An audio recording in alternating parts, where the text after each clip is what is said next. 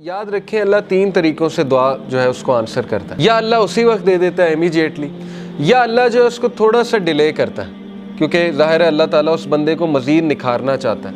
अल्लाह चाहता है ये मेरे पास आता रहे, मुझसे मांगता रहे। या अल्लाह उसको उसका रद्द बदल ऐसा दे देता है कि उसको सुकून आ जाता है। अल्लाह ताला से जब मांगना है तो तगड़ा बन के मांगना है, इतना तवक्कल, इतना बिलीफ होना चाहिए।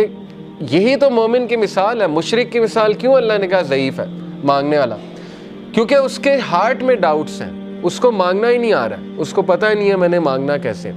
लेकिन बिलीवर के हार्ट पे अल्लाह ताला ने यकीन तारी किया हुआ है कि वो मांगने वाला भी बहुत स्ट्रॉन्ग है और जिससे मांगा जा रहा है वो तो फिर अल्लाह है। अल्लाह से जब मांगते हैं तो फिर 100% होप के साथ मांगते हैं। ये दुआ के आदाब में शामिल है। अल्लाह के नबी सल्लल्लाहु अलैहि वसल्लम ने फरमाया तुम्हारी दुआ तब तक कबूल होती रहेगी जब तक तुम यकीन से मांगोगे। जैसे उसमें थोड़ा सा डाउट आ गया, जैसे उसमें ये बात आ गई कि पता नहीं अल्लाह करेगा नहीं करेगा, तो वो दुआ फिर फॉल्टी दुआ है, उसमें फिर कमी है उस दुआ में, उसमें फिर बहुत ज़्यादा यकीन आने की ज़रूरत है। तो इसलिए इन चीज़ों पे वर्क करना चाहिए। देखें, वैल्यू एडिड चीज़ें यही है कि अपना यकीन बढ़ाओ, अपना तवक्कल बढ़ाओ। ये हमारे कल्चर में एक बात बड़ी है ना कि वास्ता देते हैं, वो किसी वली का वास्ता देते हैं। अल्लाह को नंबर 1 अपने नेक अमाल का वास्ता दे सकते हैं। जैसे वो वाक़या है कि 3 लोग गार में थे, पत्थर सामने आ गया, स्टक हो गए, निकलने का चांस ही कोई नहीं। अल्लाह ने पत्थर हटा दिया। एक ने कहा अल्लाह मेरे माँ बाप सो गए थे, मैं दूध का गिलास लेके खड़ा रहा, तुझे राज़ी करने के लिए कि उठेंगे तो मैं पिला दूंगा,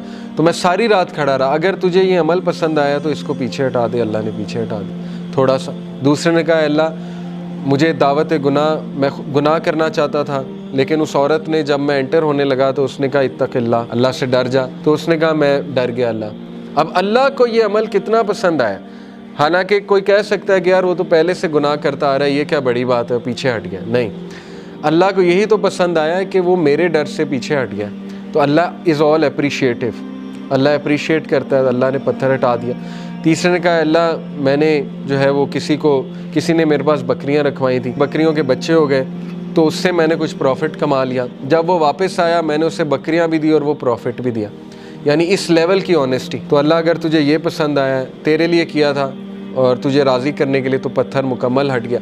तो यहाँ से साबित होता है कि अपना वो अमल आप नोट करें जो आपने खालिस अल्लाह के लिए किया है। अच्छा है कि आप ना हर अमल प्योर अल्लाह की रज़ा के लिए किया करें, क्योंकि मुसीबतों में वो चीज़ काम आएगी। ठीक है ना, जब आप पे मुश्किल वक्त आएंगे तो आप वो कोट कर सकते हैं। इसमें कोई प्राइड नहीं है कोट करने में, बल्कि तो अच्छी बात है कि अब आप अपना हर अमल मेक श्योर करेंगे कि वो अल्लाह की रज़ा के लिए हो, खालिसतन मैं अल्लाह को राज़ी करने के लिए करूँ। और ये कि अल्लाह के एट्रीब्यूट से उसे पुकारा जा सकता है, अल्लाह को उसके नामों का वास्ता दिया जा सकता है। अल्लाह तू अल जब्बार है, तू अल फत्ताह है। अल फत्ताह कौन होता है? रास्ते खोलने वाला। जब सारे रास्ते बंद हैं तो अल्लाह अल फत्ताह है। तो ये है असल में दुआ करने का तरीका और दुआ करने का अदब।